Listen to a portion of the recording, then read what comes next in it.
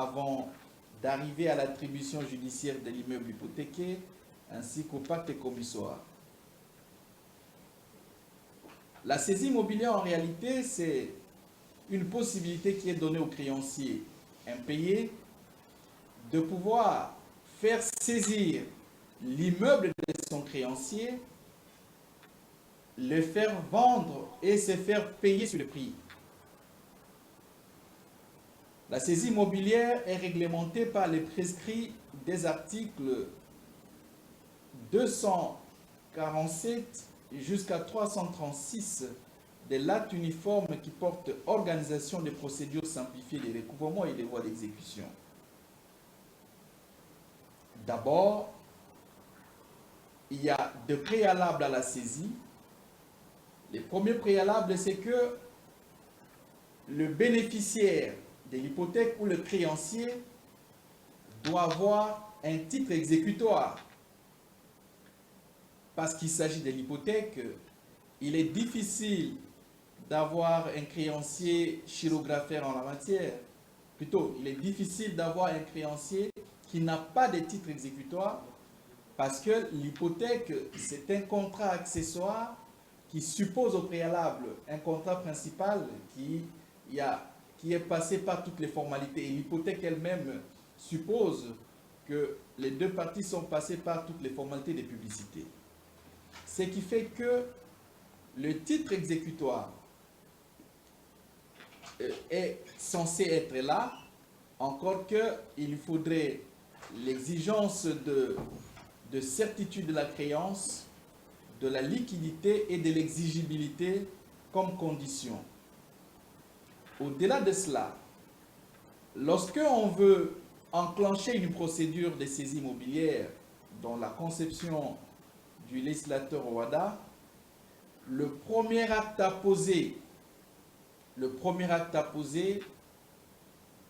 c'est le commandement de payer.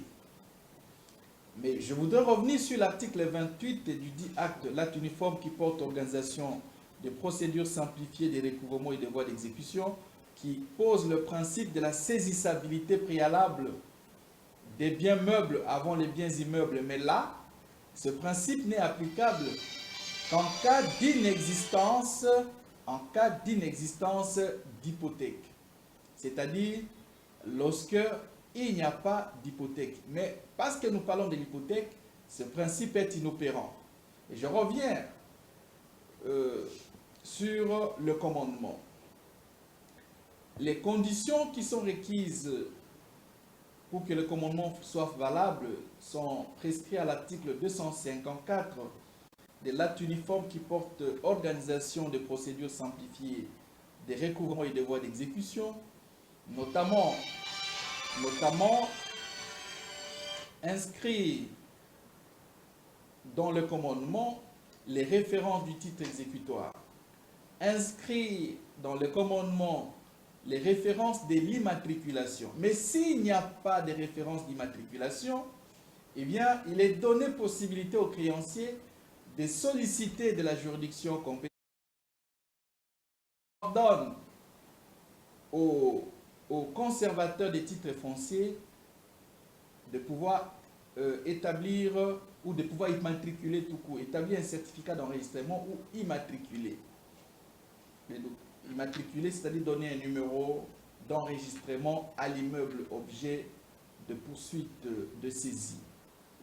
Alors, lorsque vous établissez les commandements, à la place des inscriptions qui sont requises, des inscriptions qui font référence à l'immatriculation, vous allez mettre les numéros de l'ordonnance, en attendant les numéros de l'ordonnance dans votre commandement. Au-delà de cela, les références relatives à la procuration donnée à l'avocat, le pouvoir donné au huissier de justice pour commencer ou enclencher une saisie immobilière et les autres conditions qui sont prescrites à l'article 254 de l'acte uniforme qui porte organisation des procédures simplifiées des recouvrements et des voies d'exécution. Mais seulement, je dois déjà à ce niveau dire que même si l'article 254 dit clairement qu'à peine de nullité, le commandement doit contenir les éléments que je viens d'énumérer. Eh bien, uniquement en matière de saisie immobilière, le principe pas de nullité sans grief est opérant. En vertu de l'article 297 de l'acte uniforme qui porte organisation des procédures simplifiées des recouvrements et des voies d'exécution.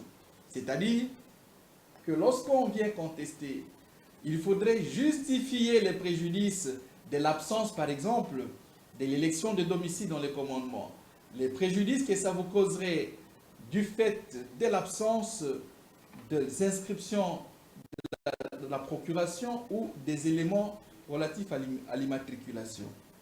Donc, le principe pas de nullité sans grief est obligatoire. Donc, le premier acte, c'est le commandement. Le deuxième acte, c'est la transmission du commandement auprès du conservateur des titres immobiliers pour publicité. Lorsque vous finissez, vous avez signifié votre commandement aux débiteurs saisis et aux tiers détenteurs s'il y en a. Les tiers détenteurs sont ceux qui ont un droit réel immobilier sur la dite parcelle.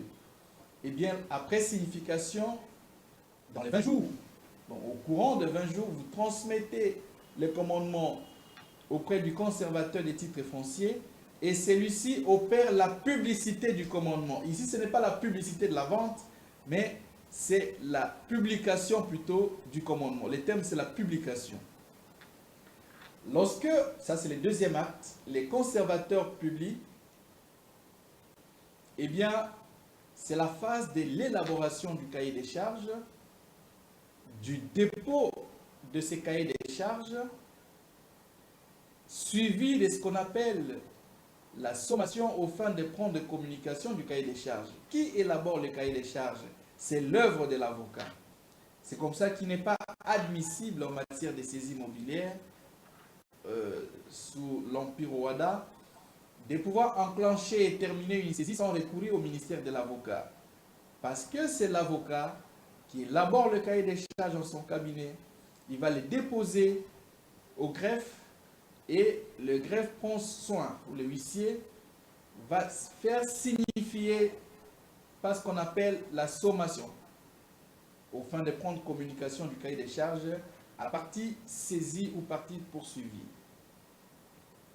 Ça, c'est le troisième acte, qui sont deux, les dépôts de cahier des charges, élaboration et dépôt, ainsi que la sommation aux fins de prendre communication du cahier des charges. Au plus tard, 5 jours avant l'audience éventuelle, parce que déjà, dans les cahiers des charges ainsi que les commandements aux fins de prendre communication du cahier des charges, il est requis une date précise pour l'audience éventuelle. On l'appelle audience éventuelle, on sait que elle peut ou ne pas avoir lieu. Elle a lieu lorsque la partie poursuivie a déposé ses 10 observations dans le délai, au plus tard 5 jours avant l'audience éventuelle. Et l'on peut se passer de l'audience éventuelle lorsqu'il n'existait pas des 10 observations de la partie poursuivie. Et donc, je voudrais ici revenir en disant que le premier acte, c'est le commandement. J'ai donné les quelques éléments nécessaires relatifs à l'élaboration du commandement. Après le commandement, qui est naturellement signifié, c'est la publication comme deuxième acte. Troisième, l'élaboration et dépôt du cahier des charges et suivi du commandement aux fins de prendre communication du cahier des charges. Sommation aux fins de prendre communication du cahier des charges. Et enfin, par la suite, l'audience éventuelle s'ensuit. L'audience éventuelle, je viens de le dire, va porter sur la critique du cahier des charges et les autres vont même plus loin de la procédure. Mais seulement ici, dans le cadre de l'OHADA, toute contestation, parce que le saisi a la possibilité de pouvoir contester, toute contestation qui vient ou qui advient après la signification du commandement, c'est fait par acte d'avocat. Ça ne se fait pas par voie d'assignation. Si vous le faites par voie d'assignation, c'est l'irrécevabilité si, naturellement, vous avez déjà un avocat. C'est dans l'hypothèse où il existe une partie qui n'a pas encore eu d'avocat, la partie poursuivante. Dans ces cas, ça s'est fait par requête et suivi d'assignation. Il y a une nuance importante.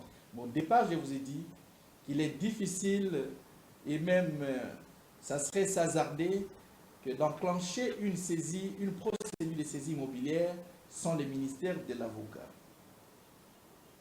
Après l'audience éventuelle, l'acte d'avocat, je devais le dire clairement, ce sont des conclusions d'avocat élaborées par l'avocat, signées par l'avocat, déposées au greffe et signifiées à la partie adverse. Et la décision issue de l'audience éventuelle fixe la date d'adjudication dans l'hypothèse où cette décision n'a pas annulé la procédure ou n'a pas mis fin à la procédure. La date, c'est-à-dire la date de la vente, est fixée au plus tard 30 jours à dater du prononcé dans la fourchette entre 15 à 30 jours. Ce laps de temps permet de faire ce qu'on appelle la publicité pour la vente. Et la publicité se fait par le placard. On va placarder, l'huissier va placarder devant la porte de la parcelle objet de saisie. Parce que déjà, nous parlons déjà de saisie parce que la publication du commandement vaut saisie. L'huissier va également placarder dans les endroits publics et même devant les tribunaux. Et enfin, nous venons au jour de l'audience d'adjudication. En fait, c'est une audience. Mais je voudrais ici signifier que si je viens d'exposer la procédure devant le juge, je dois également avouer qu'il y a une possibilité d'enclencher la procédure de saisie immobilière devant le notaire. Mais la plupart des praticiens évitent de le faire devant le notaire parce que lorsqu'il y a des exceptions, lorsqu'il y a des contestations, le notaire envoie les dossiers devant le juge qui statue sur les mérites de la contestation. Et s'il y a une décision, le juge remet les dossiers chez le notaire. Cette espèce de navette procédurale fait que la plupart des fois, les gens préfèrent aller directement devant le juge. Au-delà de cela, les jours, je reviens sur l'audience éventuelle, les jours de l'audience éventuelle, là devant le juge ou même devant les notaires, l'avocat présente ses réquisitions. Évidemment, c'est l'une des occasions où l'avocat a la possibilité de donner des réquisitions. Il décrit la procédure, il présente la conformité de tout ce qu'il a fait, tout ce qu'il a posé comme acte par rapport aux as uniformes. Et puis par la suite, le juge émet son avis, ouvre les enchères. Maintenant, les enchères sont ouvertes en fonction du prix fixé dans le cahier des charges. Si dans le cahier des charges, il a été fixé comme prix 50 000 $ pour une parcelle ou 50 000 €, lors de la vente, l'on ne peut pas aller en deçà des 50 000 $. C'est une vente aux enchères, c'est-à-dire on va de 50 000 $ vers le haut. et c'est lui qui présente l'offre la plus favorable, la plus salée, pour être un peu plus concret, eh bien c'est celui-là qui sera pris comme enchérisseur. Mais il peut arriver que les jours de l'audience, il n'y ait pas d'enchérisseur, il n'y ait pas d'adjudicataire, de possible adjudicataire. Et dans ces cas, il est donné possibilité à la personne qui poursuit, c'est-à-dire au poursuivant, de se porter adjudicataire. On fait l'évaluation par rapport à sa créance. Il peut payer, si par rapport au prix fixé, sa créance est en deçà, il peut payer le prix qui est au-dessus, il peut payer ça au tribunal, ou si c'est en deçà, il paie simplement les frais